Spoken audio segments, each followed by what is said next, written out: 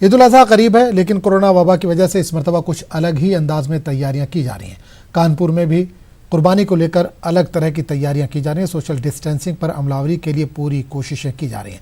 इस साल कानपुर में कुर्बानी के लिए जानवरों का बाजार नहीं लगा। इस पूरे मामले पर शहर काजी आलम रजा नूरी से बातचीत की हमारे नुमाइंदे संदीप सविता ने।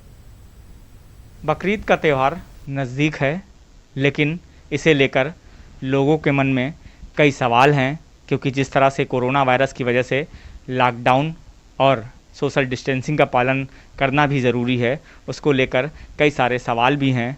तो आइए, हमारे साथ मौजूद हैं शहर काजी कानपुर साहब, उनसे बात करते हैं कि किस तरह से वो इंतज़ामिया से बात करेंगे, क्या करेंगे। काजी साहब, जिस तरह से बकरीद का त्यौहार है, कई चीज़ें हैं, लॉकडाउन भी पड़ रहा है, जानवरों की बाज़ार अभी तक नहीं लगी हैं, क्या अभी तक बातचीत है? बकरीद का त्यौहार नज़दीक है और बकरीद में जो है जानवरों की क़ुरबानी दी जाती है। जानवरों की क़ुरबानी जो है, यानी क़ुरबानी जो है उसका कोई और बदल नहीं है सिवा क़ुरबानी के, इसलिए उस टाइम पर क़ुरबानियाँ दी जाएंगी, ये बिल्कुल सच है। और लॉकडाउन का पूरी तरीके से पालन भी किया जाएगा, जिस तरीके से अभी तक करते चले आए हैं।